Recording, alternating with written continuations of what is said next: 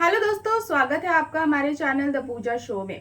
तो दोस्तों, क्या एक नई शुरुआत किसी की जिंदगी पूरी तरह से बदल सकती है? और क्या प्यार बिना कुछ कहे भी हर पल महसूस किया जा सकता है?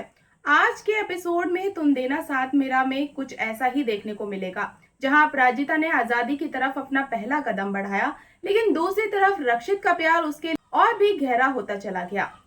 अपराजिता और रक्षित की एक बेहद भावुक बातचीत से आज शुरुआत होगी। अपराजिता रक्षित से कहती है कि कई बार जिंदगी का एक अंत ही एक नई शुरुआत का रास्ता बन जाता है। वो मुश्किल समय में उसका साथ देने के लिए रक्षित का दिल से धन्यवाद करती है और कहती है कि वो उसकी जिंदगी का सबसे बड़ा सहारा बन चुका है। इतना सुनकर रक्षित के चेहरे पर मुस्कान आ जाती है।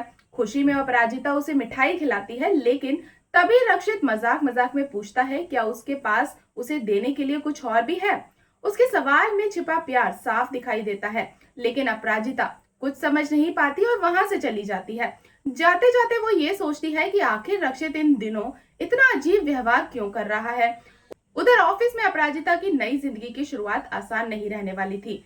इरा उसे एक बहुत बड़ा और महत्वपूर्ण साड़ी डिजाइन प्रोजेक्ट सौंप देती है। 3 दिन के अंदर शास्त्रीय ऑर्डर पूरा करना है। अपराजिता घबरा जाती है। डिजाइन बनाना उसके लिए मुश्किल नहीं था, लेकिन असली परेशानी थी डिजिटल टैबलेट चलाना, जिसके बारे में उसे कुछ पता ही नहीं था। दूसरी तरफ रक्षित दूर से लगातार उसे देख रहा था। विवान भी नोटिस कर लेता है कि रक्षित का ध्यान बार बार अपराजिता की तरफ जा रहा है। अपने दिल को संभालने के लिए रक्षित एक अजीब फैसला लेता है। वो अपना डेस्क दूसरी जगह शिफ्ट करने का आदेश दे देता है ताकि उसकी नजर अपराजिता पर ना पड़े। लेकिन प्यार से भागना इतना आसान कहाँ होता है। इधर अपराजिता अपने सहकर्मियों से टैबलेट चलाना सीखने की मदद मांगती है, लेकिन मदद करने के बजाय सब उसका मजाक उड़ाने लगते हैं। दूर खड़ी ईरा ये सब देखकर मन ही मन खुश हो रही होती है।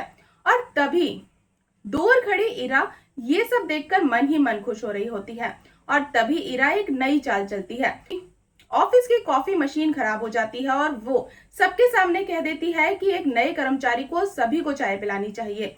मजबूरी में अपराजिता चाय बनाने चली जाती है, लेकिन यहाँ भी उसकी हिम्मत नहीं टूटती।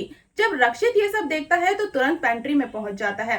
वो पूछता है कि डिजाइन पर काम करने के बजाय ये चाय क्यों बना रही है, लेकिन अपराजिता मुस्कुराकर जवाब देती है कि हर नए इंसान को लोगों का दिल जीतने के लिए कुछ तो करना ही पड़ता है। उसकी सकारात्मक सोच सुनकर रक्षित भी कुछ नहीं कह पाता। लेकिन दोस्तों, ईरा का प्लान पूरी तरह से फेल हो जाता है। अपराजिता पूरे ऑफिस के लिए चाय बनाती है और रक्षित खुद सभी के लिए सैंडविच लेकर आ जाता है। देखते ही देखते पूरा स्टाफ अपराजिता के आसपास इकट्ठा हो जाता है। जिसे ईरा बेइज्जत करना चाहती थी, वो सभी की पसंद बनने लगती है। अब कहानी में आता है सबसे भावुक मोड़। घर पर मालती भगवान हनुमान से अपराजिता की खुशियों के लिए प्रार्थना कर रही होती है कि तभी उसकी नजर ललित पर पड़ती है। ललित खुद को चप्पलों से मार रहा होता है। वो रोते हुए अपने सारे गुनाह की माफी मांगता है और कहता है कि वो अपराजिता के बिना नहीं जी सकता। लेकिन इस बार मालती का दिल नहीं पिघलता। वो साफ कह देती है कि पति पत्नी के झगड़े और घरेलू हिंसा में बहुत फर्क होता है। उसने जो दर्द अपराजिता को दिया है, उसके लिए उसे इतनी आसानी से माफ नहीं किया जा सकता। मालती की बातें सुनकर ललित पूरी तरह से टूट जाता है। वहीं ऑफिस में अपराजिता अभी भी टैबलेट सीखने की कोशिश कर रही है।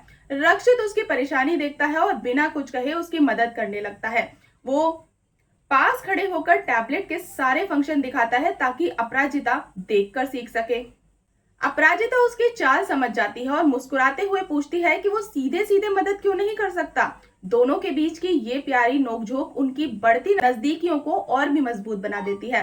लेकिन तभी कहानी में एंट्री होती है सुधा की। सुधा ऑफिस पहुंचकर दोनों को साथ देख लेती है और आते ही अपराजिता से पूछ बैठती है कि आखिर उसने रक्षित को क्यों ठुकराया। ये सवाल सुनकर माहौल एकदम असहज सा हो जाता है। स्थिति संभालने के लिए रक्षित तुरंत बीच में आ जाता है और बात को दूसरी दिशा में मोड़ देता है। लेकिन सुधा अभी भी आश्वस्त नहीं होती। वो अपराजिता से अकेले में बात करना चाहती है। रक्षित जल्दी से अपनी माँ को वहां से ले जाता है, जबकि विवान और मोहित भी पूरे ड्रामे को देखने के लिए पीछे पीछे निकल पड़ते हैं। एपिसोड के अंत में अपराजिता अकेली खड़ी सोचती रह जाती है कि आखिर अचानक सब इतने अजीब तरीके से व्यवहार क्यों कर रहे हैं। उसे नहीं पता कि उसकी जिंदगी अब और ज्यादा उलझने लगी है। एक तरफ रक्षित का बढ़ता प्यार, दूसरी तरफ सुधा की जिद, इरा की साजिशें और ललित का पीछा न छोड़ना। अपराजिता की नई जिंदगी में मुश्किलें अभी खत्म नहीं हुई हैं और अब बात करने वाले हैं प्रीकैप की। प्रीकैप में अपराजिता अपने परिवार को बताती है कि उसने तलाक के लिए वकील से बात कर ली है। वहीं मोहित रक्षित को सलाह देता है कि वो अपराजिता को कंपनी से निकाल दे, लेकिन रक्षित सबको चौंकाते हुए साफ कह देता है कि वो अपराजिता का सम्मान करता है और उससे प्यार करता है, चाहे अपराजिता उसे कभी प्यार करे या ना करे, लेकिन वो उसे अपने दिल और अपनी कंपनी दोनों से कभी बाहर नहीं करेगा। दोस्तों, क्या रक्षित आखिरकार अपने प्यार का इजहार कर पाएगा? क्या अपराजिता अपने अतीत से पूरी तरह आजाद हो पाएगी? और इरा की अगली चाल क्या होने वाली है? तो दोस्तों, जानने के लिए जुड़े रहे हमारे साथ। और अगर आपको आज की ये अपडेट पसंद आई हो तो वीडियो को लाइक और चैनल को सब्सक्राइब करना बिल्कुल ना भूलें। मिलते हैं नेक्स्ट अपडेट के साथ, तब तक के लिए गुड बाय।